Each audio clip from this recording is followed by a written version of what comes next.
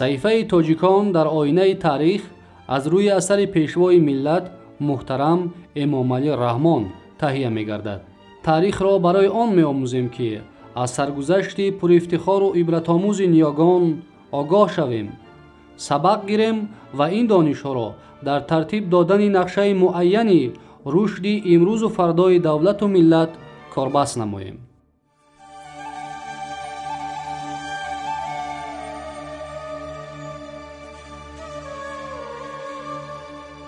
ادامه صحیفه تاجیکان در آینه تاریخ. باب 4: سلسله تورانیان و احیای دولتداری و تمدن آریایی.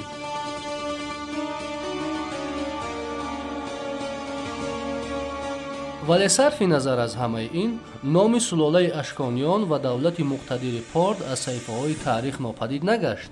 آثار خطی، میراث فرهنگی و یادگاری های تاریخی این دوره در شکل پراکنده هم باشد تا زمان ما آمده رسیده است. با قول اکادمیک باباجان غفورов، سالنامه‌نویسان عصر میانگی ایران تمام دوره بسیار عصره دولت پارت را از اعتبار ساقط ساخته، آن را ناحق چون دوره حاکمیت مستبیده پرجهالت به قلم دادند. ولی یاد این دوره در خاطر تاریخ با شکل عجیب محفوظ مانده است.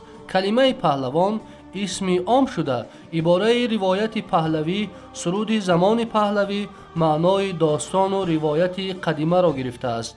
نام ادبیات آریایی های عصرهای 3 و 7 هم ادبیات پهلوی شده است. دولت نوتأسیس پارت در ابتدای موجودیت خویش اساساً برای نگاه داشتن استقلالیت تلاش ورزیده، برای حفظ مرزهای خود و پشتیبانی حاکمیت محلی کوشش‌ها به خرج می‌داد.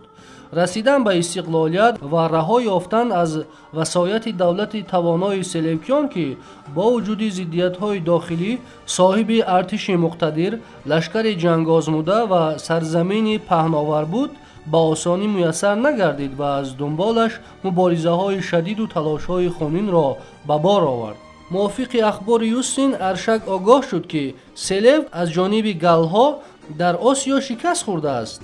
با پرفیگیا هجوم کرده از فرصت مناسب ضدیت و تلاش های حاکمیت خواهی برادران سلوکی-II و انتیوخ گرینکس استفاده کرد و همین طریق او با مدد اشرافان محلی و دستگیری قبیله های کجمنچی پرنها حاکمیت والی سابق اندرگار را سرنگون ساخته به دولت مستقل پارت بنیاد گذاشت.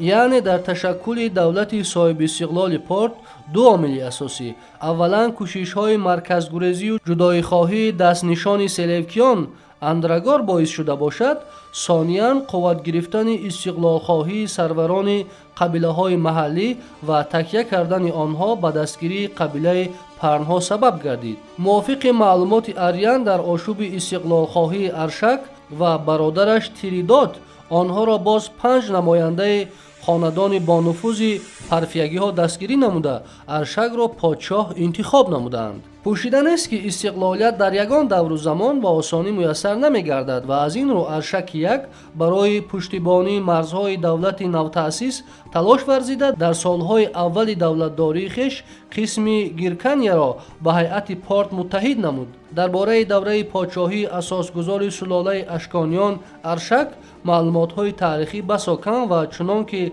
در بالا دیدیم خیلی مختلفند، ولی گمان یقین آن است که ارشک بعد به سر قدرت آمدن برای پایداری دولت صاحب استقلال پارت سعی و کوشش نموده لشکر را به نظام می‌درآورد، مرزهای سرحدی را استوار نگاه داشته، قلعه‌های مرزبانی بنیاد می‌کند و گذشته از این در فراز اپا آرتان با نام دره شهر می‌سازد که بعضی محققان آن را باشیشگاه یا خود پایتخت نخستین سلاله ارشکیان یا خود اشکانیان می‌شمارند و مسون آن را به خرابه‌های شهرستان ابیورد نسبت می‌دهد.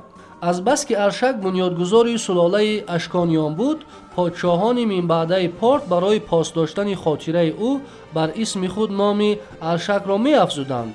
از همین جاست که بعضی مورخان برادر او تریدات را با ارشک یک شخص شمردند. در دوره پادشاهی تریدات یک که برادر ارشک یک می باشد، نفوذ دولت پارت افزوده، نظام دولتداری مردم محلی قوت می گیرد و حکمرانی سلجوکیان در آسیای میانه رو به زوال می آورد. پادشاهان پارت در آغاز فعالیت خیش در کارگزاری دولتی و اداره‌کنی مملکت به زبان یونانی تکیه نمایند هم دیرتر در اساس الفبای آرامی رسم الخط پارتی را جاری می نمایند. تمدن ایرانی که در عهد سلجوکیان از کناره‌های فرات و دجله تا رود گنگ و پهناهای آموی و سیل نفوذ یافته بود، با پدید آمدن دولت صاحب استقلال پارت و دولت یونانی اساسی باختر رو به کاهش آورده، تمدن آریایی در طول 10 ساله‌های من بعد تدریجاً احیا می‌گردد. صحیفه تاجیکان در آینه تاریخ ادامه دارد.